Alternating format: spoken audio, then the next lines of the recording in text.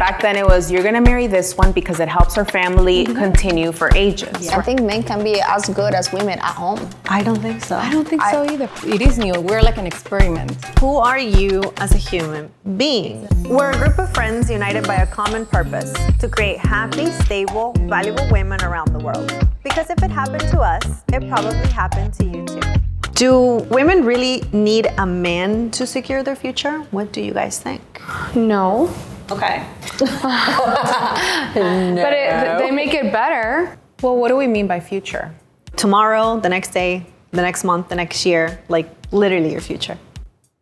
Well, I think you can have a future without a man. We love men, I think it depends on the future that you want. Well, that's what I meant. Yes. Like what future are we talking about here? Do you mean like future, like are we gonna be alive? Like our survival depends on it? Whatever the future you think it is. For me, my future includes a man, no matter what.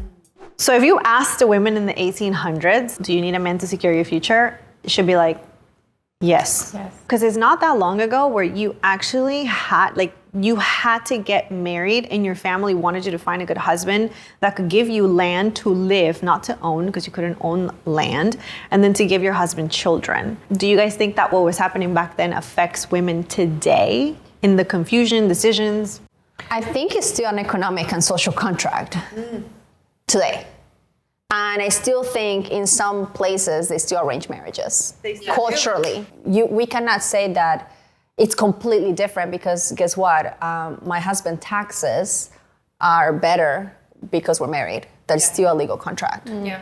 You know, we wanted to get married that year because we had a big tax bill.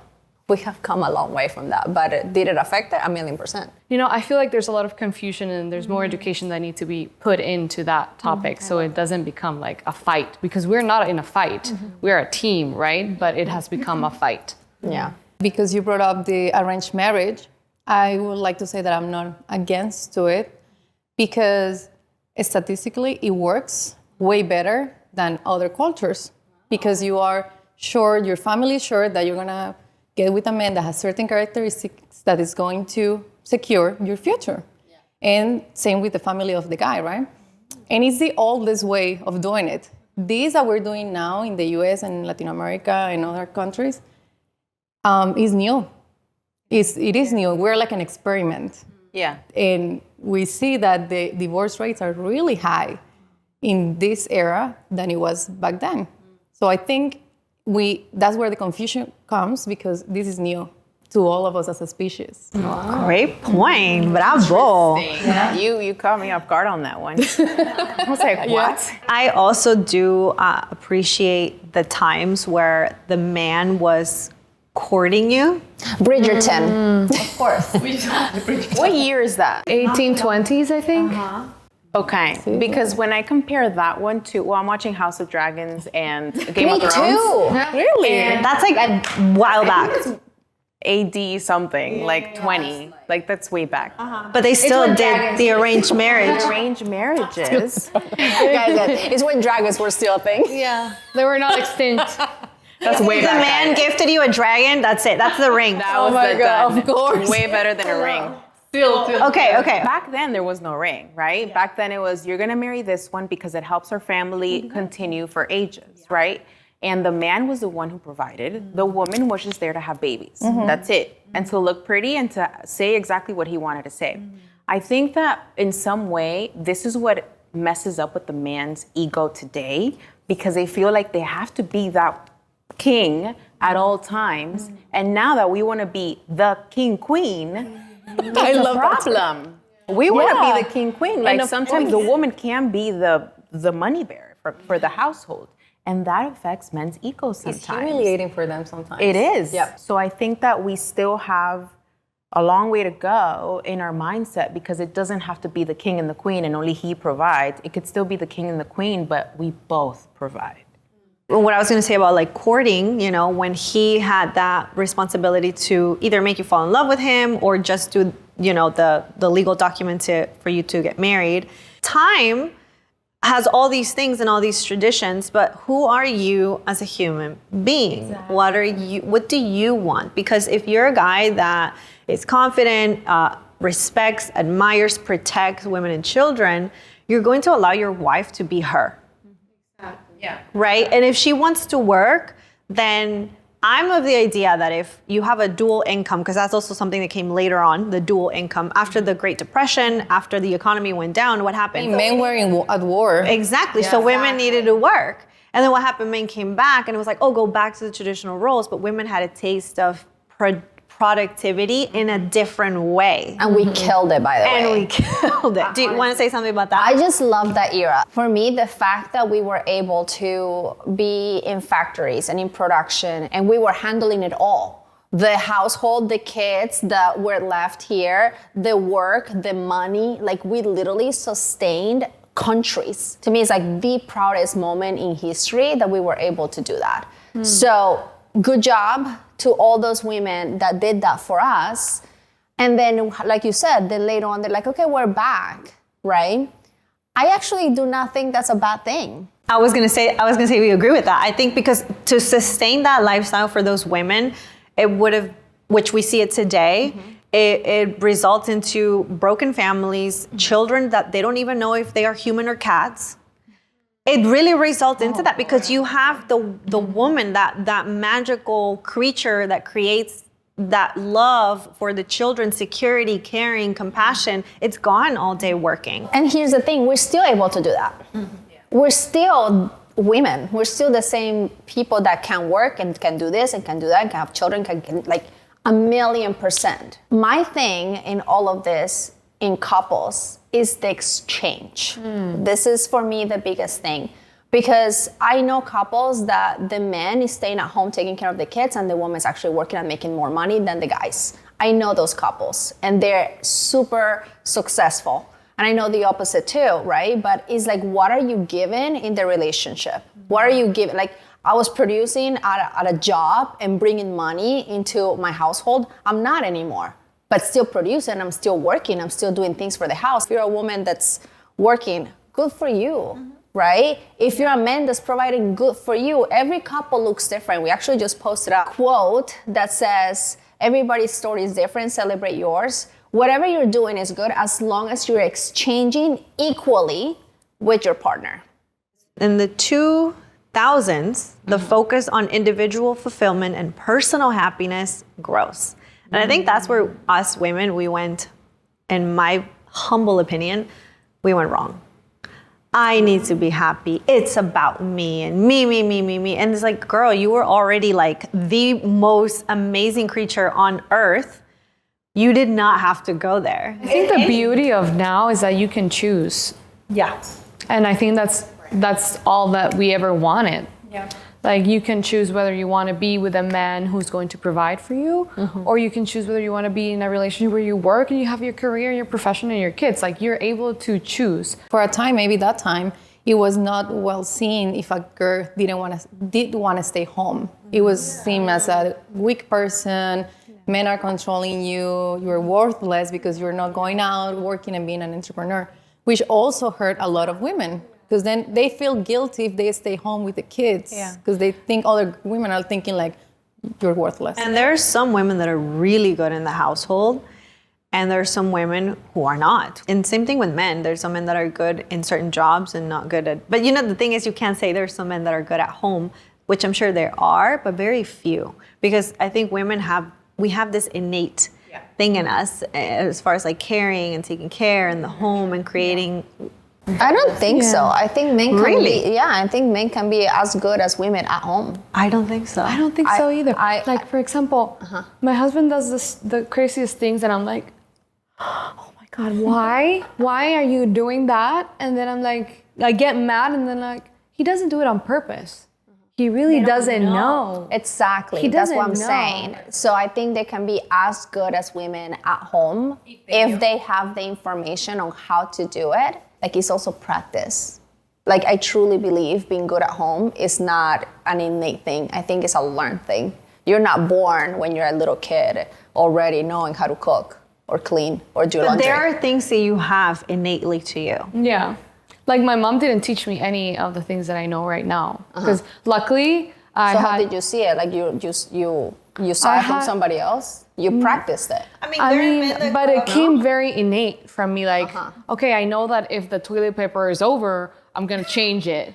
You know, I'm not gonna leave the old toilet paper there and then the new one on top of the, you know, like those type of things. You know what I mean? Like, I know that if I have to take my shoes off. I think it depends how the man was raised. Everything can be learned, of course, but is your role is gonna be better at home, or you're gonna be more productive outside? That's what it comes down to, because if they have all this strength and this drive to do things, and they are like, okay, let me cooking and cleaning, maybe you're not living up to your full potential. I think it's willingness.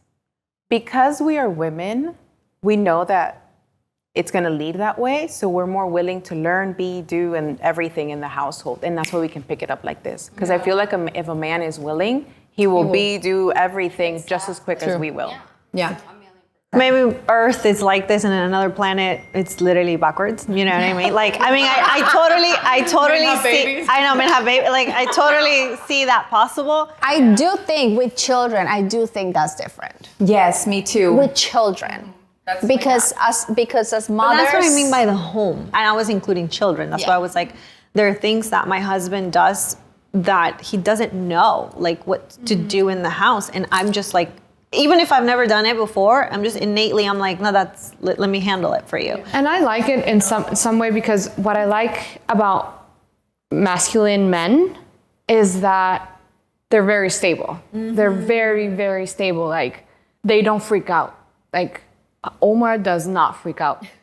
Anything. Like, I can go and like have a full-blown emotional breakdown, like crying, and he's very calm, and he's like, okay, let's just figure it out. That's how Todd is. You know, like very, like there's no panic, because if he panics and I panic, like what's gonna happen? That would be horrible. That would be terrible. And I love it because it gives us the opportunity to just express our emotions freely, and then we know we have this backup that's gonna be like, hey, this is like, here you go, like we figure it out. Let's give a shout out to Omar. Yeah. Good job, Omar. Omar is so nice. And then we can get deep into like, well, biologically we're blah, blah, blah, you know, which it just happens that we're women in this journey of life. We have a woman's body. But obviously every person, every being is capable of being whoever they want to be. And when you have the right information, that's when you really thrive in any area of life, whether it's work, whether it's at the house. Now, does the ring secure your future? For the women out there, this is a question for the women. And I want to give you some stats on what happens after you get engaged, because I've heard a lot of women are looking for a fiance, right? Or they're with their boyfriend and they're like, okay, give me the ring. It's time. So let me tell you, it says, according to the survey, other women. So according to a survey by the Knot, which is like a wedding, I think, thing, right? Yes. About 92% of couples who get engaged go on to getting married, indicating a high follow through. That's pretty good. Okay. So it means, and I think that's why men take time, because once they do it, will go through. Yes. Oh yeah, we will make sure it goes through quickly. and then that leaves like about 20% of engagements that are called off before the wedding. And this can be due to a variety of reasons, including relationship issues, cold feet, or discovering that you guys are not compatible. Another statistic says about 40 to 50% of marriages in the US end in divorce. This is sad. 40 to 50%. That's so sad. That is so sad. I don't know why. It says, however, couples who dated for at least 3 years before getting engaged have a higher likelihood of a successful marriage compared to those who dated for a short period. Fair enough. You spend more life together. Yeah, you get to know each other more. So it says, women who married at an older age tend to have more successful marriages. Those who marry in their late 20s to early 30s, they're less likely to get divorced compared to women who marry in their early 20s or their teens. Wow. Okay. We're all good on that. Yeah. Does the ring secure your future? I would say in 2024, no. But somebody said this, it makes your future better. I don't know who said this, and I love that. A man does make your future better. I fully agree, as long as the right man, obviously, because men could also make it worse. Make it worse, right? Yeah. But if you have the right person and it's a relationship that is successful, it should make it better. everything you want in your future, whether it's kids, whether it's business, whether it's everything. Like having a person, I saw this actually on a TikTok or something. I saw this, it was so beautiful. It said, what is the purpose of a marriage? And it was like a movie. I have no idea what movie it is. But this person said, well, it's because you have a witness to witness your life. Wow. Somebody that's there to see what happened in the bad, in the good. Like you have a witness to everything that you do. You woke up and there was a witness that you did wake up.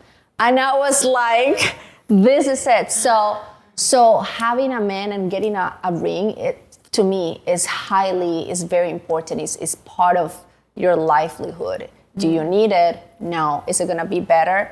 Possibly better. Will it secure your future? No.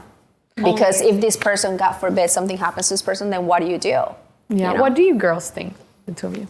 I think it does not secure your future because let's say he proposes, you get married, and what about if you have bad habits and you are, I don't know, a liar and you don't confront that and you ruin both of you guys' future, because it can happen too. Yeah. So you secure your future by working on yourself, by being an ethical person, and of course contributing with the marriage and working as a team for the same purpose, which is, growing the family, being happy both together, successful. You have to be responsible for yourself and for the union because you can ruin it too. I don't think the ring secures your future, but I think deep down we seek it because we naturally date. We naturally are attracted to other people. We're constantly, if you're not in a committed relationship, you're constantly looking for that next person to finally get to that point where you are securing your future.